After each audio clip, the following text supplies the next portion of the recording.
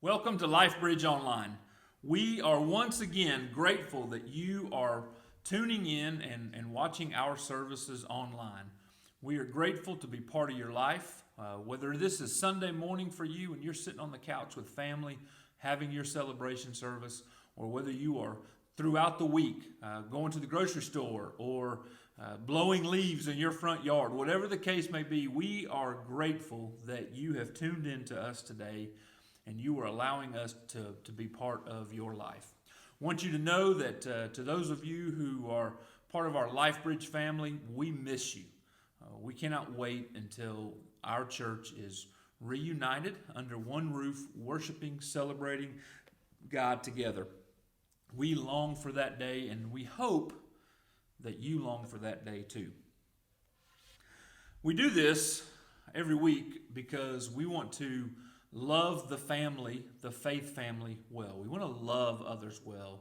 And one of the things that we do is, besides videos every week for our congregation and for those other places listening, is we are making strides to love other people well. And this month we are collecting items for the men who have come through our church and who are in the military.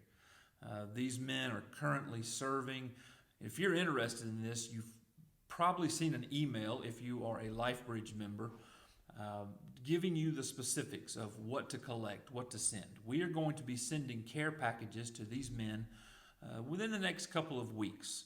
And so if you want to show love to these men, then drop off your items, just one or two each. You don't have to buy everything on the list because so many of you responded last month when we did this. So take a moment if you're interested in being part of this campaign of loving others well. Then we encourage you to do so. We encourage you to get that material to us soon. Today, as we get into the next series, the next sermon in our series on James, we take on a passage that is part of our foundational beliefs as the small C church here in Decatur, Alabama. We have two statements that drive this organization in the direction that the elders believe we need to be going. We have a vision statement that basically tells us what is important to us as a church. Obviously, we want to be obedient to the Lord. Everything we do should glorify Him. But when it comes to measuring success, when it comes to, hey, the ministry that is taking place here, is it bearing fruit? Is it successful? The vision statement that we have helps determine whether or not that is happening. Our vision statement happens to be bridging the gap between you and God. It's all about drawing or coming closer to God on a personal level, because that's what's important to us. We're supposed to live in a relationship with one another, and we're supposed to do life together with one another, and that has to be a component.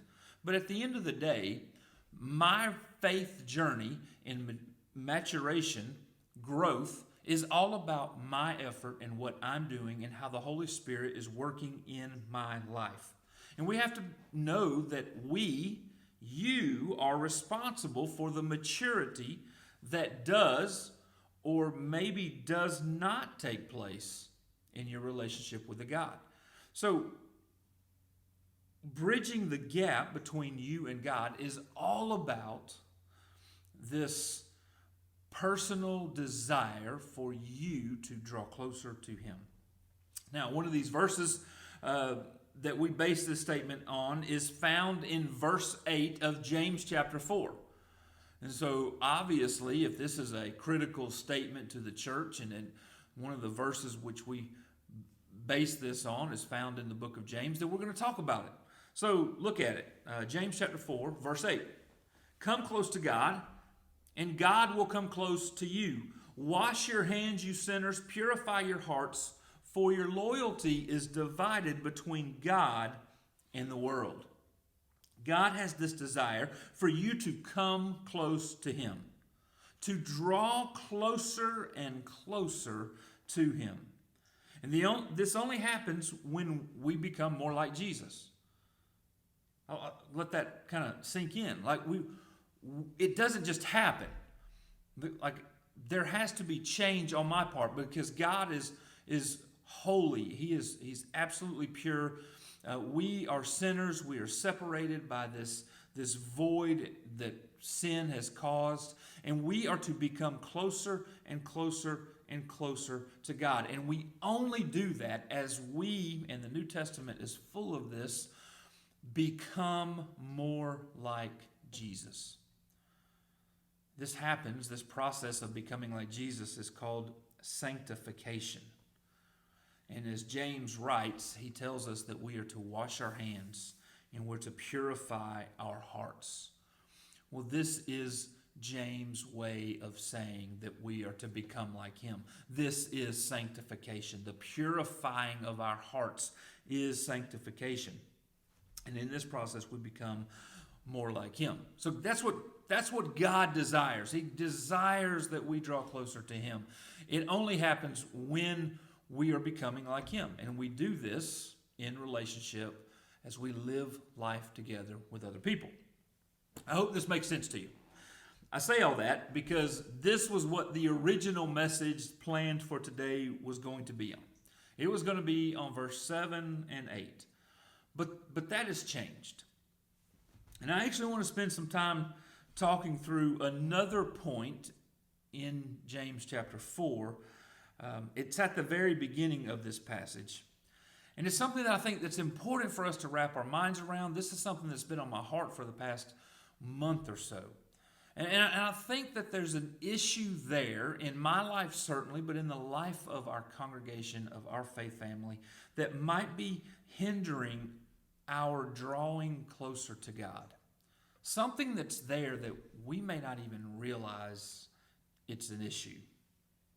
So let's read this other verse and talk about it for today. Drawing close to God is the heading of this chapter. Verse 1 reads, "What is causing the quarrels and the fights among you? Don't they come from the evil desires at war within you?" Verse 1 of this fourth section of the letter that James wrote to scattered, persecuted Christians, he points out what you and I know is true in life. We are certainly going to deal with quarrels and fights with one another. It's going to happen. Verse 1 is an interesting verse in that it is two questions. You don't see that a lot in Scripture. What is causing the quarrels and fights among you is the first question. But then he answers that with a second question. Don't they come from the evil desires at war within you? What is causing, the first question, what is causing the quarrels and fights among you? This is what's had me thinking about some relationships in my life. As I've been preparing for today and I've been thinking through it, that question has actually had me thinking about relationships in my life. Relationships even in our faith family. Relationships with some of you that I am aware of, where I know that there's been fighting. I know that there's been bickering. I know that there's been quarrels, if you will. And I've come under conviction about something that I believe is taking place within relationships in our faith family. I told our sermon team on Wednesday, I really feel I need to alter the direction of this original plan, and I need to talk about this conviction with you today. In any relationship, there is certainly going to be some type of argument, bickering, verbal assault with one another. It's going to happen. This happens in the healthiest of marriages. There's going to be arguing. There's going to be bickering. This happens in the healthiest of family dynamics. It happens in the healthiest of work environments. At some point in time, it's going to happen. And those are in extremely healthy situations. Those are in relationships that there is good fruit that is being produced from the relationship. Arguments, bickering, it will still happen. Now, bring in other relationships that maybe not be as healthy. There's certainly going to be bickering. There's certainly going to be arguing that takes place. Sometimes it's intentional. Other times it's completely unintentional. And the truth of today, if you don't get anything else out of this, is that relationships are messy. And it's going to happen. But Jesus tells us that when this happens, that we need to handle conflict. He's like, just don't let this stuff keep happening. Don't live with it. If there is bickering, if there's arguing or fighting amongst you, then you need to handle or resolve the conflict, no matter what kind it is. And so he gives this advice to the disciples in Matthew chapter 18, verse 15. So if you have your Bibles, flip over there. Verse 15 reads, "If another believer sins against you, go privately and point out the offense. If the other person listens and confesses it, you have won that person back. But if you are unsuccessful, take one or two others with you and go back again, so that everything you say may be confirmed by 2 or 3 witnesses. If the person still refuses to listen, take your case to the church. Then he or she won't accept the church's decision. Treat that person as a pagan or a corrupt tax collector." So Jesus tells us, hey, there's an issue. The first thing we're to do is to go to the person in private. So if there is something offensive to you, something that another follower of Jesus is doing that you find offensive, maybe you want to vent to someone else about it. Maybe this offense is causing you to gripe or complain about the person's behavior. You see that something is offensive. Jesus says that you are to go to them in private. Now, he doesn't say go to your life group leader and have them do it. That's not the first step. I know that many of you are in life groups together, so we go into each other's homes. Our kids play with one another. Things happen. It's just part of being different people with different personalities and different perspectives, that we come into each other's homes and things happen, and sometimes we don't like it. If there's something that is offensive, then I'm to go to that person, and I'm not supposed to go to the life group leader and talk to them about this thing. I am to go to them in private and talk to them. I'm not supposed to come to the pastor. It's not your pastor's job to go to that person on your behalf. Jesus is very clear. If there is conflict, if there is tension, you go to that person in private. If they listen, great. You've won them back. Outstanding. If they don't listen, then you take another person or another 2 people. If the person still refuses to listen, you then bring them before the church. So this is Jesus' 3-step process for handling conflict. Now, in my 20 years of ministry, this has been avoided in some churches in my past. It has been seldom used in some churches in my past. But then here at LifeBridge, it is a very much a point of emphasis. I'll tell you this, in every single case that has happened where we followed Jesus' method of resolving conflict, it never once, in my experience, has gotten to level 3. It's always been the first person or bring 2, and the conflict has been resolved. At LifeBridge, we take handling conflict seriously. As a matter of fact, when people ask me about your church, about when they say, "Hey, Michael, what about LifeBridge? What sets you apart? What's different about you?" One of the things that I will bring up is how we handle conflict and the emphasis on this. This is something we believe and do not waver from. And that is the good news this morning. As a pastor, as your pastor, I'm proud of efforts to handle conflict. I can think back many situations where if there's been an issue with someone, our leaders have said, you go to that person first. And then if they don't listen, come and get us, and then we will go with you. We have done speaking on just my history and upbringing, we have done, to my knowledge, the best job of implementing and living out this conflict. And it is part of our culture. It's part of what we're trying to create. But here's the conviction that I'm under this morning. In the last 9 years of LifeBridge, a lot of emphasis on handling conflict, meaning we will resolve the issue at any cost. And we do that.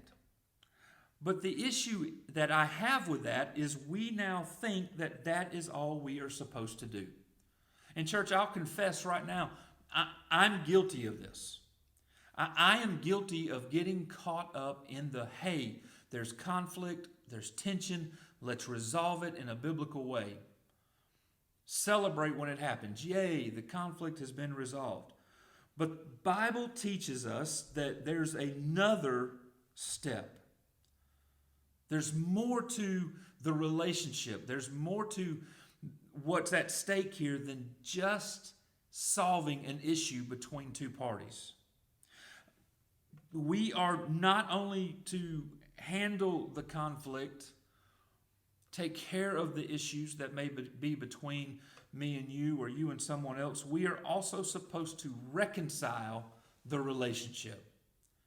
And I think this has to be something that we emphasize more and more. The word reconcile, when it pertains to relationships anyway, means to restore to favorable or friendly status. We are to restore the relationships once where there was conflict. It's not only about resolving the conflict, getting rid of the tension that's between you and I.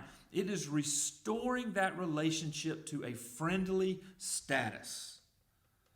That's the next step. That's what we are supposed to be doing. And so as followers of Jesus, because James is writing to the church and Jesus is actually talking to believers, it's between you and I as followers of Jesus. This has to be the next step if there is ever conflict. Look at Jesus' words in Matthew 5. Matthew 5, verse 23. So if you are presenting a sacrifice at the altar, he says, in the temple, and you suddenly remember that someone has something against you, leave your sacrifice there at the altar, go and be reconciled to that person, then come and offer your sacrifice to God. Now this is interesting to me. Jesus, who spoke about money a lot, encourages giving. The Bible encourages giving. He tells his audience that if you are actually in the temple, you are there to give the sacrifice that is required of you. And in the process of laying your sacrifice, your offering on the altar, and you remember that someone has something against you, stop. Set the sacrifice to the side, go to the person, and reconcile the differences. Restore the relationship. Restore the relationship to a favorable status. Now, there's a very important lesson here for us to learn.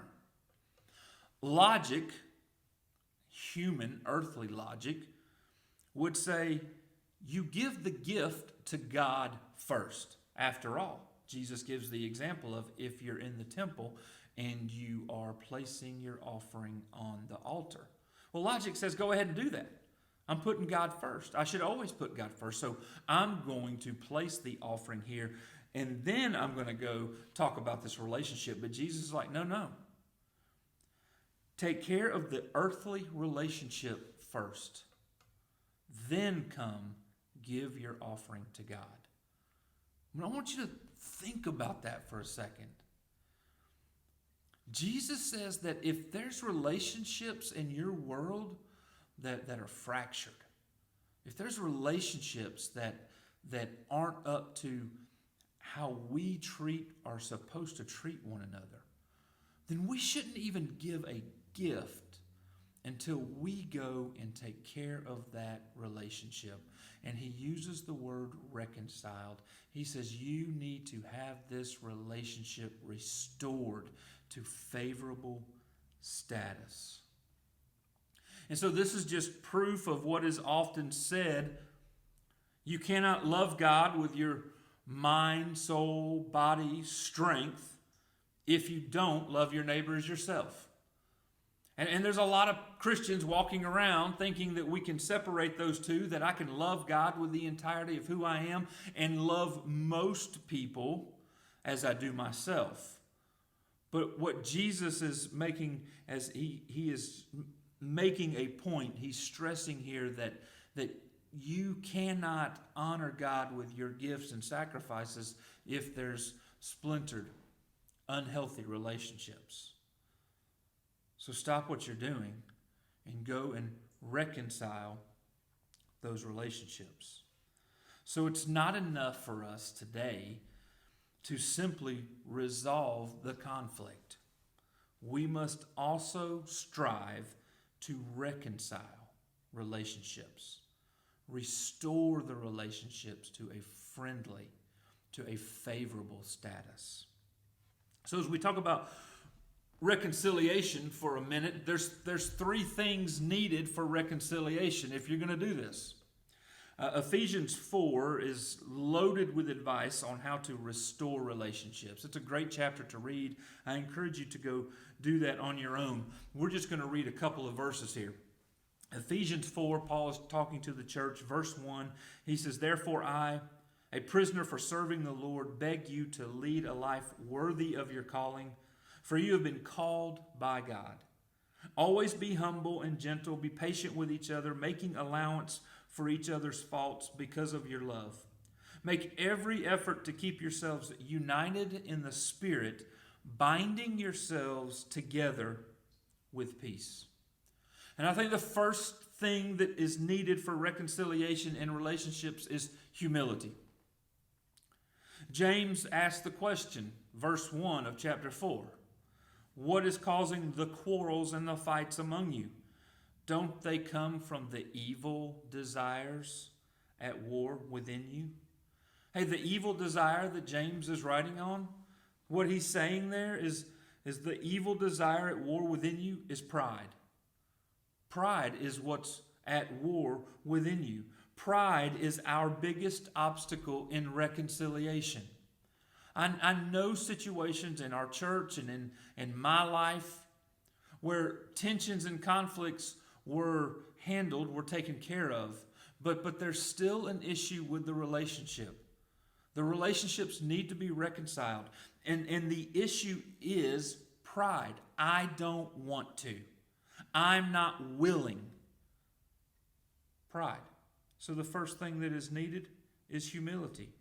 See, it's one thing to resolve a tension between you and I. That's actually pretty easy. It's another thing to work toward restoring relationships to favorable status.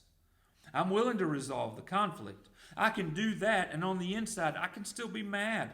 I can still be bitter towards you. The conflict itself is handled. I'm going to move on and get over it. Right?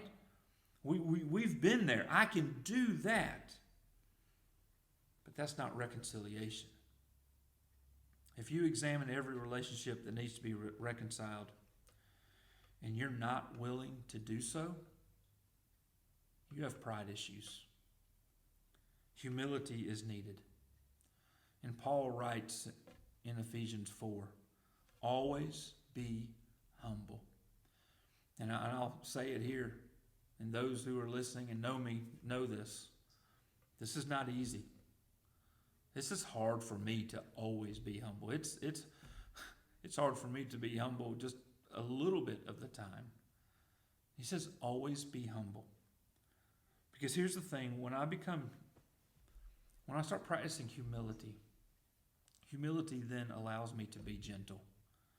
Humility is the pathway for patience with one another. Humility is the base ingredient in binding yourself together in peace. And so if you're struggling in your relationships this morning, if you know that in your world that there are relationships that need to be reconciled and it's you choosing not to do it, I encourage you to start praying about humility. Asking God to give you a spirit of humility, to always be humble and gentle, so that this step in reconciliation can take place. The second thing needed for reconciliation is forgiveness. The first one is humility. And then the second is forgiveness, and those two kind of go hand in hand. It's really difficult to forgive someone of everything without being humble, without taking and swallowing your pride. Ephesians 4, again, towards the end of the chapter, Paul writes, "Instead, be kind to each other, tender-hearted, forgiving one another just as God through Christ has forgiven you." Just as God through Christ has forgiven you. I don't know if there are levels to forgiveness, but Paul tells us that we are to forgive others just as God through Christ has forgiven me. We can't get into everything that encompasses this morning, but I'll say it like this. Every single sin in your life can be removed without God holding it over you. As a matter of fact, when you ask for forgiveness from God, He doesn't remember it. He doesn't lord it over you. He doesn't bring it up and say, "Oh, remember that time you did this," or "Remember that time this took place?" When you ask for forgiveness from God, it is now a thing of the past. It doesn't come back up. I was reading, and I forgot the author, but one author writes when it comes to forgiveness and reconciliation, it says that reconciliation requires a willingness to forgive, but it also includes a commitment to move forward in restoring a broken relationship. I love that. Reconciliation picks up where forgiveness leaves off and involves a commitment to the future and mutual commitment to move the relationship forward based on biblical truth.